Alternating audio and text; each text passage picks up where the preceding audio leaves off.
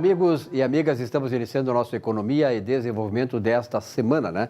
Nos aproximando aí do final do ano, tem Natal, festa de final de ano, enfim, as coisas começam a ser atropeladas mesmo. Já vinham sendo bem agitadas, não só na área política, econômica, mas na vida pessoal e profissional de cada um de nós.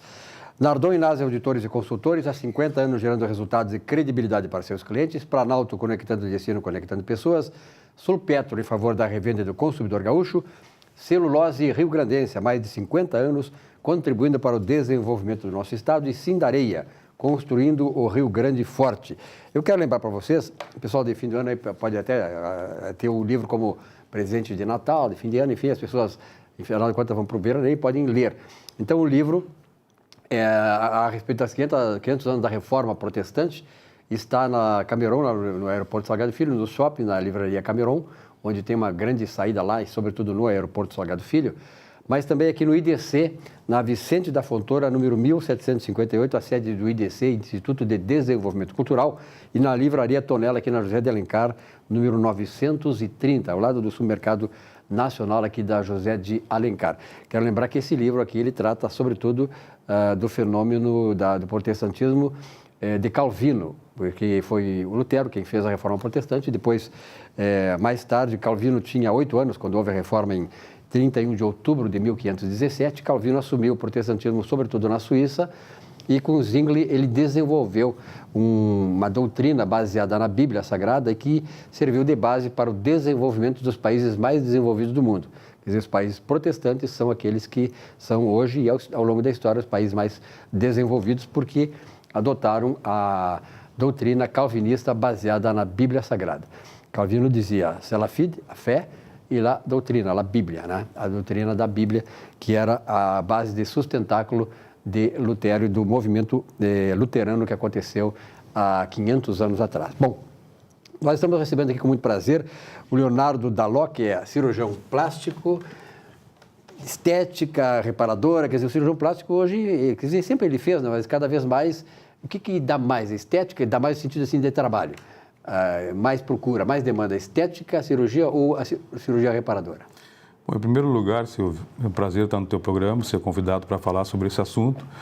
Muito importante porque hoje em dia a cirurgia plástica como eu vou dizer assim, um mundo, é um universo de coisas que a gente pode fazer, que a gente pode, tanto na parte estética como na parte reparadora. E é um mundo tão grande que eu falo porque as pessoas não têm ideia da dimensão das coisas positivas que a gente pode dar, que a gente pode propiciar para os pacientes que procuram tanto a estética quanto a reparadora. A gente estava conversando um pouco antes do programa, por ser muito vasto o tema, o que a gente poderia falar que seria interessante no dia de hoje? E aí a gente conversou um pouco sobre a cirurgia masculina. Né? Porque ainda existe muito tabu, os homens fazem, na verdade, bastante cirurgia estética e ou reparadora também. Por que os homens não fazem mais? Então, hoje em dia, antigamente, quando se falava de cirurgia plástica, tanto estética, nem reparadora tanto, mas quanto estética, sempre se pensava nas mulheres, né? As mulheres fazem cirurgia, as mulheres isso, as mulheres aquilo. Acho ótimo. Só que hoje também a cirurgia plástica está muito voltada para a questão masculina. Porque os homens, além de ter que acompanhar a beleza feminina, eles também vivem muito mais. E quando a pessoa começa a viver muito mais, a expectativa média de vida começa a aumentar, as pessoas também não querem envelhecer. E se querem envelhecer com uma boa aparência e com saúde. E a cirurgia plástica consegue, muitas vezes, deixar que a pessoa tenha uma aparência muito jovial, por muito mais tempo, com qualidade e com uma naturalidade, que é o mais importante. Então, hoje em dia foi crescendo e os homens já estão praticamente sendo responsáveis por de 15% a 20% de todas as cirurgias plásticas realizadas no Brasil. E nem vou falar no mundo, porque o Brasil é o segundo país no mundo que mais se faz cirurgia plástica. Primeiro, os Estados Unidos. Existe uma briga, às vezes o Brasil passa um pouquinho na frente, depois o Brasil volta, mas, em geral, a gente procura muita cirurgia plástica aqui no nosso país. E acontece um fenômeno também, né, o Leonardo, que é o fato de que as mulheres hoje, elas procuram, claro, a cirurgia estética e tal, mas elas também, através delas, os seus maridos, né, os seus companheiros, elas estimulam muito o seu companheiro. Isso a gente dá para observar isso, né? É isso que eu estava falando. Existe uma certa competitividade positiva. Ou seja, a mulher fica bonita, ela vai no cirurgião, ela fica bonita, ela faz a cirurgia plástica e ele fica pensando, poxa, mas eu também estou envelhecendo, eu tenho que ir nessa mesma linha, porque senão vai ficar uma diferença muito grande. Mas qual é o problema? O homem tem muito tabu. E o homem tem muito medo. O homem tem, assim, eu sempre digo, eu prefiro operar várias mulheres do que um homem, porque um homem ele é muito temeroso com relação à cirurgia. Então ele tem medo de tudo. Ele tem medo de retirar os pontos, ele tem medo que fique um resultado não agradável, ele tem medo que os amigos vão falar mal dele se ele tiver feito uma cirurgia plástica. O mesmo motivo que faz que os homens não vão ao urologista, fazer um toque para ver se tem problema de próstata, que todo homem deveria fazer, é o mesmo motivo que faz que muitas vezes os homens não vão ao cirurgião plástico, mesmo tendo uma aparência que ele não esteja satisfeito com ele mesmo, sabe? Então, todos esses aspectos masculinos, às vezes, impedem que o homem vá ao cirurgião plástico e faça uma cirurgia estética. Mas o meu recado com relação a isso é que a cirurgia hoje, masculina, ela tem muito poucas cicatrizes, tem muito poucos sinais que demonstrem que ele fez uma cirurgia plástica. Então, vamos, por exemplo, falar da cirurgia que mais se faz em homem, que é a lipoaspiração. A lipoaspiração é uma cirurgia que ela devolve ao homem aquela silhueta que ele teria há muito tempo atrás. Por que o homem, com o passar do tempo, ele vai aumentando um pouco a barriga, ele vai acumulando gordura em locais onde não tinha antes, ele vai apresentando a região do tórax, o peito um pouco mais gorduroso, sabe? Então, ele vai apresentando um aspecto, modificação corporal, que isso poderia ser resolvido com uma cirurgia lipoaspiração e que devolveria a ele um aspecto muito mais jovial com relação ao corpo.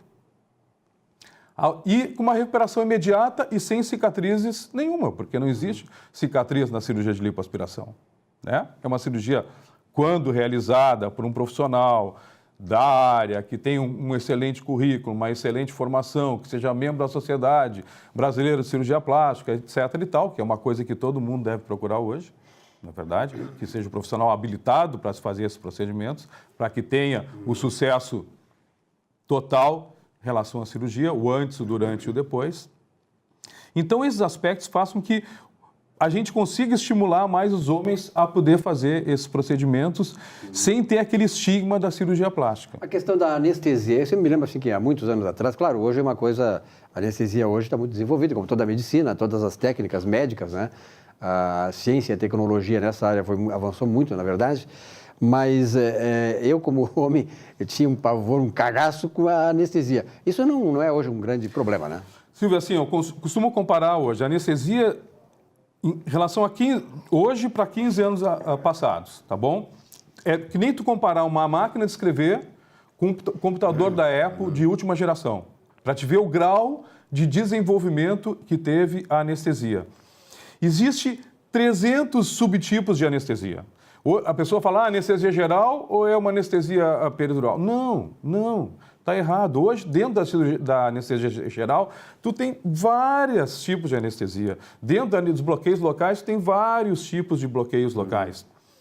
A tal ponto que hoje a gente consegue medir onda cerebral durante o procedimento anestésico. Anestésico. Exatamente. Então, ele sabe exatamente, o anestesista, ele tem dispositivos e controles locais que coloca, que a gente consegue saber se a anestesia está aprofundando exatamente o que se necessita, e aí tu sabe a quantidade de medicação que tu pode dar, sem precisar dar medicação a mais, anestésica. A pessoa termina a anestesia, já está acordada.